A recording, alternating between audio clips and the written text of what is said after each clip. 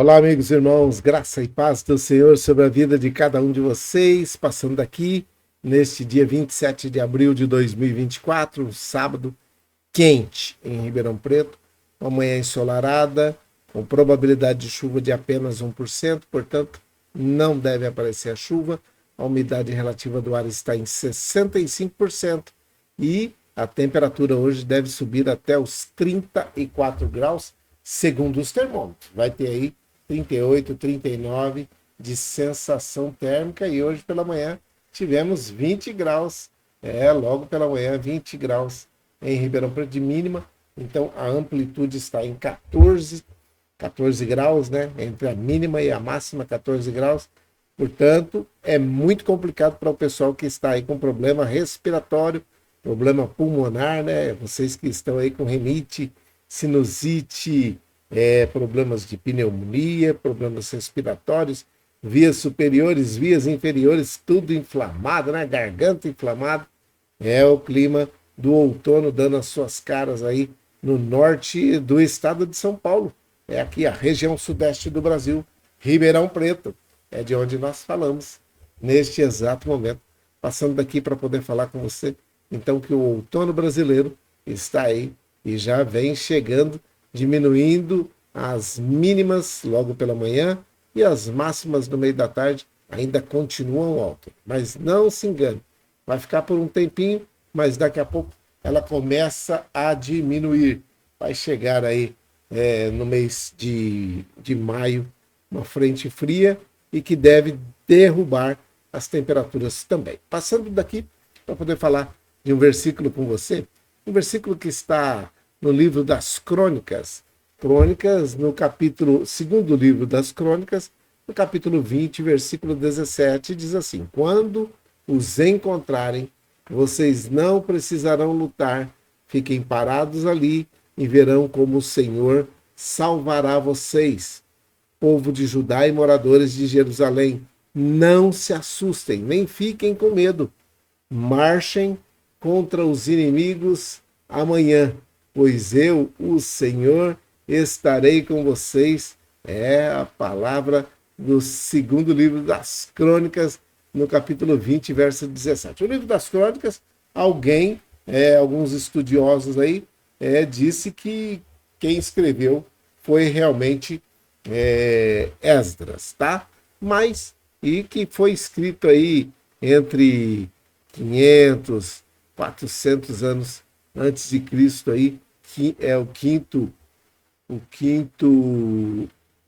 5 séculos antes de Jesus aí, entre 500 e 300, tá? Então fica aí, vamos colocar aí entre 520 e 320, alguma coisa assim. Eles falam que foi o profeta Esdras, que era um escriba e sacerdote judeu também, que escreveu provavelmente o livro das Crônicas. Então forma aí entre primeiro Crônicas, segundo Crônicas e Esdras, um compêndio aí que fala do exílio babilônico, que conta essas histórias aí. E Esdras tinha acesso a esses registros históricos, genealógicos, o que permitiu que ele compilasse uma narrativa detalhada sobre os reis de Israel e de Judá. Embora a autoria aí não seja mencionada explicitamente nos livros, né, a tradição judaica afirma que Esdras foi o autor principal da obra, ou pelo menos coloca ele como tal, né? No entanto, essas devidas dificuldades em se determinar com exatidão a identidade do autor, o escritor das crônicas é geralmente referenciado aí como o cronista. Então, o cronista aí, que pode ser que tenha sido Esdras, né? Não está fechando questão em cima disso, mas pode ser que o cronista seja Esdras. O livro de crônicas, juntamente com os outros dois, que é o primeiro Crônicas, segundo Crônicas e Esdras, juntamente com esse, formam uma sequência que aborda essa história dos judeus aí, e após o exílio, a reconstrução do templo de Jerusalém. Quanto à data escrita, é mais ou menos isso aí que eu falei. Entre 500 e 300 aí antes de Cristo. Após a libertação dos exilados e antes do período alexandrino. É isso aí. Mas a faixa de tempo pode ser que esteja errada em alguns anos aí, mas é mais ou menos isso daí, tá bom? Então, passando daqui para poder dizer que na realidade, presta atenção aqui, hein? Na realidade, o cronista aí estava falando nesse versículo de alguma coisa que estava acontecendo e que depois que os moabitas e os amonitas se juntaram ainda com aqueles meunitas, né?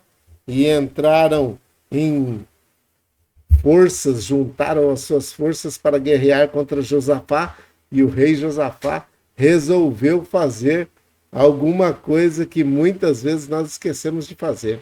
Sabia disso? Muitas vezes nós esquecemos de fazer. Como hoje nós estamos com um pouquinho de tempo, eu acho que nós podemos ler esse capítulo, capítulo 20 de 1 Crônicas. Deixa eu ver se eu consigo achar ele aqui.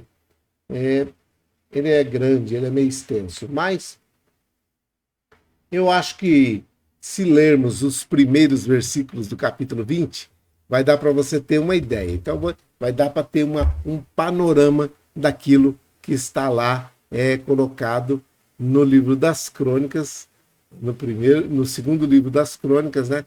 Capítulo 20, segundo livro das Crônicas, segundo, tem o primeiro, tem o segundo.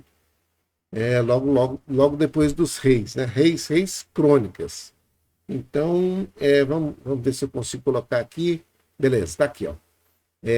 Não vou sair da tela, vou ficar aqui. O rei Josafá derrota Moabe e Amon, que são os dois reis aí de amonitas aí e moabitas, mas tinham os meunitas juntos aí. Veja só o que é que está falando aqui o versículo 1. Depois disso, os moabitas e os amonitas, com alguns dos meunitas, entraram em guerra contra Josafá. Então, juntou esses três. Vamos todo mundo guerrear contra Josafá. Então, informaram Josafá: um exército enorme vem contra ti de Edom, do outro lado do Mar Morto. Já está em Azazon Tamar, isto é, em Gedi. Alarmado, Josafá, presta atenção que ele ficou alarmado, decidiu consultar o Senhor e proclamou um jejum em todo o reino de Judá. Então Josafá foi lá, falou assim, vamos proclamar um jejum, vamos fazer um jejum em toda Judá. Reuniu-se, pois, o povo vindo de todas as cidades de Judá para buscar a ajuda do Senhor. Josafá levantou-se na Assembleia de Judá e de Jerusalém, no templo do Senhor, na frente do pátio novo, e orou. Olha só essa oração. Senhor, Deus dos nossos antepassados. Parece que não era o Deus deles, era o Deus dos antepassados dele. Não és tu o Deus que está nos céus? Tu dominas sobre todos os reinos do mundo. Força e poder estão nas tuas mãos, e ninguém pode opor-se a ti. Poxa vida, se era o Deus dos antepassados, ele tinha muita informação a respeito de Deus, né? Olha só o que é que ele está falando aí, que ninguém poderia se opor a Deus. Não és tu o nosso Deus? Agora ele começa a reconhecer que expulsastes os habitantes dessa terra perante Israel, o teu povo, e a destes para sempre aos descendentes do teu amigo Abraão. Estava bem informado Josafá, hein? Eles a têm habitado e nela construíram um santuário em honra ao teu nome, dizendo: se alguma desgraça nos atingir, seja o castigo da espada, seja a peste, seja a fome, nós nos colocaremos em tua presença diante deste templo, pois ele leva o teu nome, clamaremos a ti em nossa angústia, e tu nos ouvirás e nos salvarás. Josafá tinha uma informação de 3 que estavam se juntando, vinha contra ele, e ele pega e faz essa oração.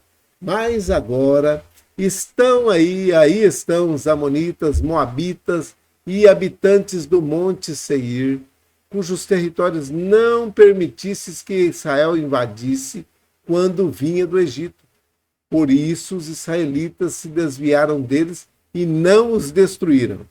Ó, esses que aí estão e estão se levantando contra nós, é porque o Senhor proibiu, não permitiu que nós invadíssemos e que tivesse retirado eles da face da terra. Então, vê agora como estão nos retribuindo.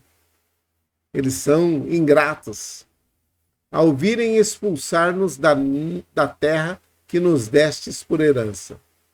Ó nosso Deus, não irás tu julgá-los, pois não temos força para enfrentar esse exército imenso que vem nos atacar.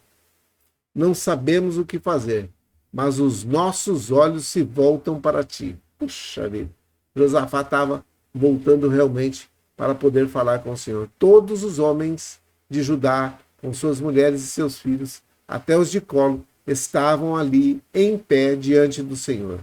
Então, eu gosto quando aparece o então. Então, o Espírito do Senhor veio sobre Jaaziel, filho de Zacarias, neto de Benaia, bisneto de Jeiel, e trineto de Matanias, levita e descendente de Asaf, no meio da assembleia. O Espírito do Senhor veio sobre ele, percebe? O Espírito do Senhor tomou Jaaziel e ele se levantou ali no meio de todos ali e ele disse: escutem todos os que vivem em Judá e em Jerusalém e o rei Josafá.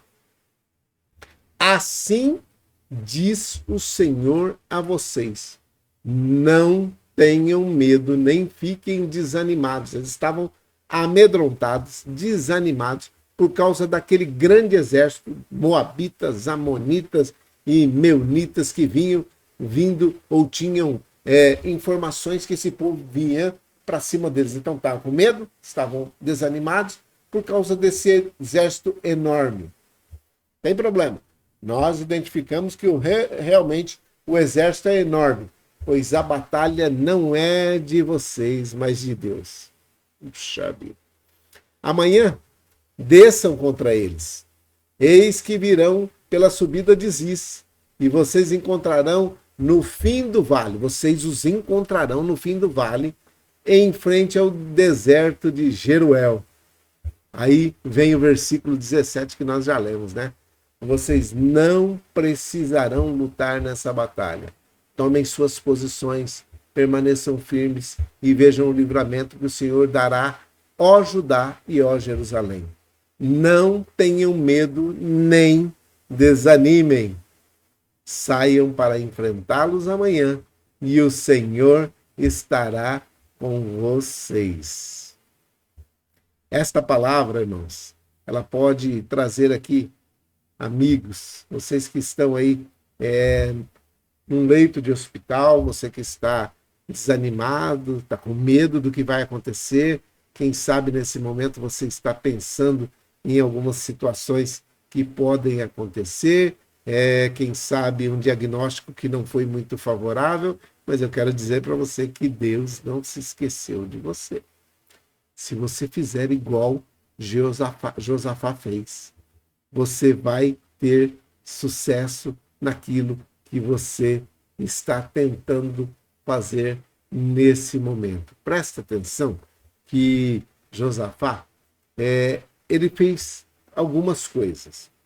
A primeira coisa que ele fez, que nós precisamos toda vez que somos amedrontados, que somos desanimados, é confiar em Deus. Diga assim: eu preciso confiar em Deus.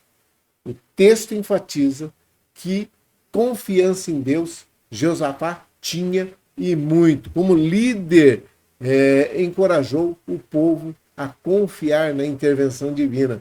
Em vez de entrar em pânico, em vez de lutar com suas próprias forças, em vez de ficar murmurando, eles fizeram isso. Foram confiar, depositar a confiança no Deus que sempre esteve com eles, Deus dos antepassados, o Deus nosso que nos deu essa terra. Veja que ele, lá no começo do capítulo, ele está falando, é o nosso Deus, Deus dos nossos antepassados, Deus do seu amigo Abraão e o Deus nosso também, e estava com eles, e que ele lutaria, que o Deus de Israel lutaria em seu favor. A segunda coisa, preste atenção, a primeira, confiar em Deus. A segunda coisa, entregar e orar. Tem gente que não entrega, tem gente que não resolve fazer. Josafá liderou o povo nessa oração de adoração, mas eles entregaram, eles buscaram ao Senhor, buscaram orientação divina e realmente reconheceram que a sua força não era suficiente para derrotar aquele enorme, e a Bíblia fala enorme exército, um exército enorme. Lá no versículo 15 está falando isso, né? Então, aí fala, nós não temos força para fazer isso não. Em vez de entrar em pânico, em vez de fazer rodinhas de murmuração, o que eles fizeram? Foram orar ao Senhor e entregar essa batalha nas mãos do Senhor. Pois eles sabiam, tinham consciência de que Deus já havia dado aquela terra para eles e que aquela terra que estava agora com eles era uma promessa de Deus para o seu amigo Abraão, e sabiam que Deus não ia de maneira nenhuma voltar atrás. Então, entregar e orar. Confiar, entregar, orar. Aí, ter esperança. A confiança que estava ali, esperança e coragem. O versículo também nos ensina sobre, esse versículo 17 ensina sobre a esperança e a coragem de Josafá. Mesmo diante de uma informação, uma situação aparentemente impossível de se resolver, Josafá, com o povo de Judá e o povo de Jerusalém, se juntaram e se sentiram encorajados, porque Deus permaneceu firme em enfrentar os seus amigos ou os seus inimigos, aqueles que deveriam ser amigos, porque Deus não havia permitido destruir os moabitas, nem os amonitas, nem os meunitas lá no começo, porque quando eles vieram para poder tomar posse da terra prometida, eles poderiam ter passado ali, acabado com aquele povo tudo, mas Deus não permitiu. Então eles não deveriam temer, pois o Senhor estava com eles. O Senhor estava com eles. Esperança e coragem. Isso tudo dá uma lição para nós, tá bom? Nessa manhã de sábado, 27 de abril de 2024. Tem um amigo meu que fica falando, tirando aí, fazendo algumas gracinhas, né? Com que eu falo que eu pareço um radialista. Mas a lição de hoje, nós podemos aplicar essa lição nas nossas próprias vidas, quando enfrentamos esses desafios. Quem sabe você está enfrentando um desafio aí, né?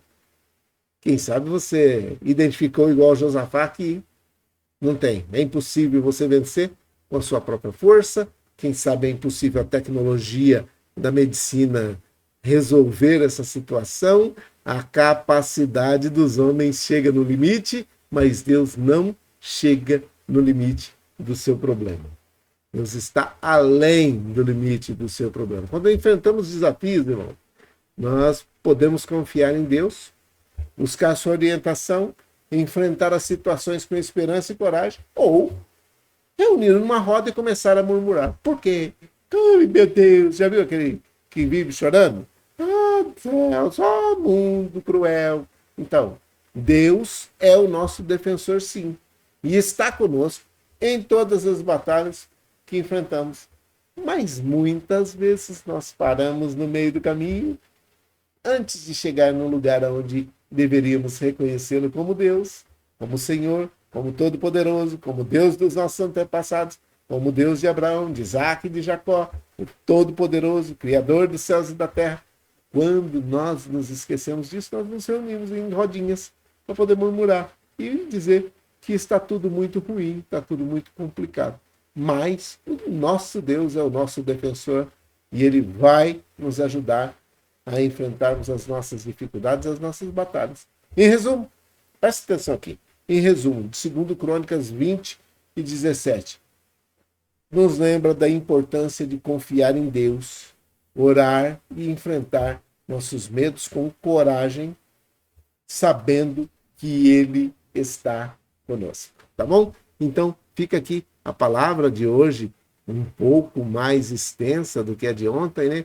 Porque nós temos hoje um tempinho a mais. Ontem eles tolhiram o nosso direito de ter um pouquinho a mais, mas hoje nós fizemos um pouquinho a mais nesta manhã de sábado, né? Sábado gostoso, vai estar quente, né? E você vai ter grandes e boas notícias nesse sábado. Deus está conosco. O Deus de Jacó é o nosso refúgio, nossa fortaleza. É Ele quem vai nos capacitar, adestrar as nossas mãos para a peleja e nós vamos vencer. Você vai vencer, você vai sair do outro lado. Basta que você creia, que você peça ajuda ao Senhor. Busque ajuda do Senhor neste sábado. Aproveite esse sábado para buscar ajuda do Senhor. Aproveite para saber que o Senhor é aquele que cuida de você e ele tem cuidado até aqui e tem cuidado muito bem. Por isso, presta atenção aqui. Você não deve ficar murmurando. Não é tempo de murmuração. Aliás, os céus estão fechados para murmuração. Sabe aquele negócio de departamento de reclamações? Não está aberto, não. Está fechado. Só está aberto o departamento de recebimento de adoração, de louvor, de agradecimento, de gratidão por tudo aquilo que ele já tem feito nas nossas vidas, tá bom? Dado o recado, você pode tomar atitude como Josafá tomou ou agir de forma que você fique murmurando e não consiga encontrar a solução para aquilo que você precisa. A solução está em Jesus Cristo.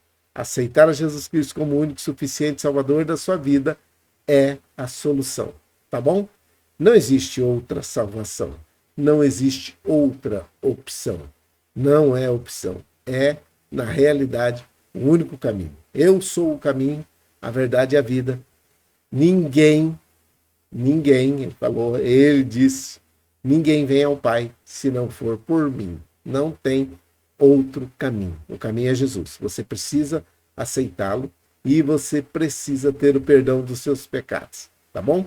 Então, aproveite este sábado para fazer isso e você terá uma grande vitória neste final de semana, tá bom? Que venham as boas notícias sobre a vida de cada um de nós. E agora é a nossa oração, tá bom?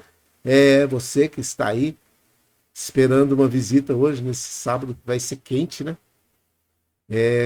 Que essas visitas tragam boas notícias e que você também tenha boas notícias para poder entregar para eles, tá bom? Dado o recado, falado essa palavra, você pode compartilhar. Ela estará lá no YouTube, lá no nosso canal do YouTube, tá? Tem pouquinha visualização, porque nós não fazemos isso para poder ganhar dinheiro, não fazemos isso para poder ter visualizações.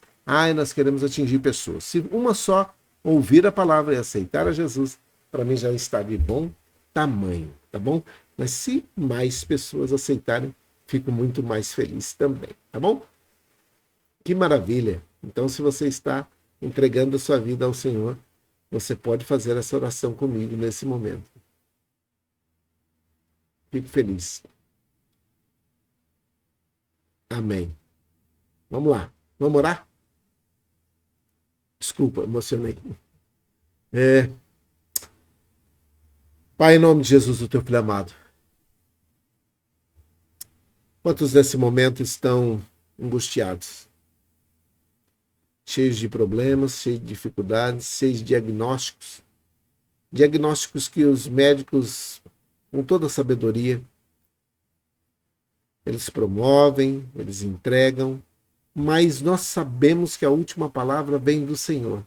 Os médicos são importantes, os pesquisadores são importantes, os sábios da medicina são importantes, mas é o Senhor quem dá a última palavra na vida de cada um de nós. Nós cremos nisso. Nós não temos outro Deus a quem recorrer. Não estamos interessados em recorrer a outros deuses. O Senhor para nós é suficiente. Por isso, nós queremos e te pedimos que o Senhor continue com suas mãos estendidas sobre a vida de cada um de nós. Aqueles que nesse momento estão precisando de uma bênção especial. Oro nesse momento pela Isabela, pelo Yuri, pela Célia. Nós oramos nesse momento pelo nosso amigo Emerson, que carinhosamente nós chamamos de Dum, a sua mãe Maria José. Oramos por todos aqueles que estão nesse momento precisando de uma bênção especial.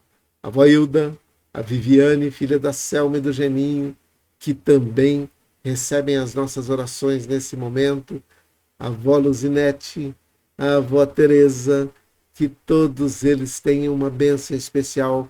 Que o Ronaldo, Wesley, a Fabiane, a Flaviane, as crianças que são a família da Célia, tenham uma bênção especial neste momento. Que o Senhor esteja sobre a vida deles, dando graça, saúde, paz, prosperidade, alegria, amparando nesse momento de recuperação, nesse momento de tristeza, de angústia. Que o Senhor dê graça a cada um deles e faça com que essa recuperação seja rápida e efetiva e definitiva também. Oramos por aqueles que estão em situação de rua, aqueles que estão em drogadição, aqueles que estão no alcoolismo, aqueles que estão como andarilhos das nossas rodovias, aqueles que estão nesse momento em depressão, aqueles que estão desempregados, aqueles que estão procurando um emprego e aqueles que estão procurando uma recolocação, aqueles que estão nesse momento empreendendo e gerando emprego, que o Senhor faça o tremendo acontecer na vida de cada um deles. Oramos por todos aqueles que estão descansando das escolas nesse final de semana. Que a tua bênção, a tua graça repouse sobre cada um deles. Oramos pelos professores, pelos médicos, pelo corpo clínico, pelo corpo médico, por toda a estrutura hospitalar e escolar.